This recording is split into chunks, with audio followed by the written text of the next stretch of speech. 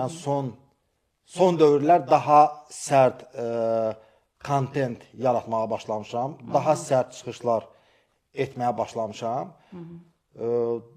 Və buna bir səbəb var. Bu səbəbi mən düşünürəm ki, ilk dəfə sizin efir vasitəsilə səsləndirirəm.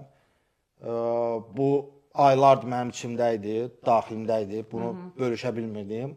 Bakıda olan ailə üzvlərimi oğurlayıblar. Oğurlayıblar necə? Yəni, gecəykən başlarına torba keçiriblər və onları aparıblar hansısa qaranlıq otağa.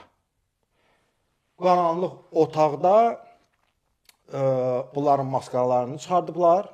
Söhbət konkret mənim qardaşımdan gedir. Ortancıl qardaşım və valideynim də olub. Bunların qabağına, bax biz studiyadayıq, mənim üzmə necə işıq vurmusunuz.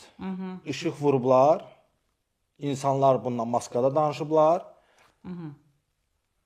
qarşısına televizor qoyublar və həmin televizorda nə olsa yaxşıdır.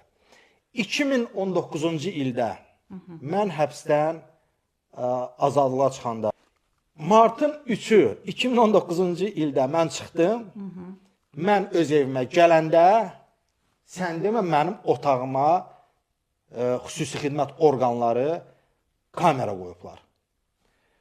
Və 2019-cu ildən mən Bakıdan çıxana qədər, bir neçə ay bundan qabaq, ona qədər bütün mənim otağımda, evimdə baş verənləri çəkiblər. Mənim seks səhnələrimi çəkiblər.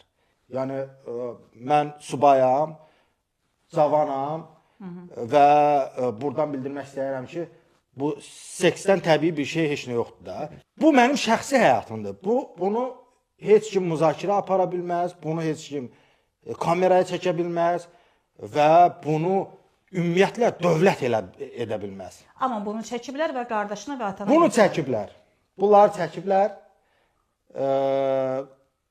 gətiriblər, qoyublar evdəki ailəmin qabağına və deyiblər ki, siz Mehman Hüseynovla danışmalısınız, bütün sosial şəbəkələrdən uzaqlaşmalıdır, sağollaşmalıdır, jurnalistika fəaliyyətinə və digər fəaliyyətlərinə son qoyulmalıdır.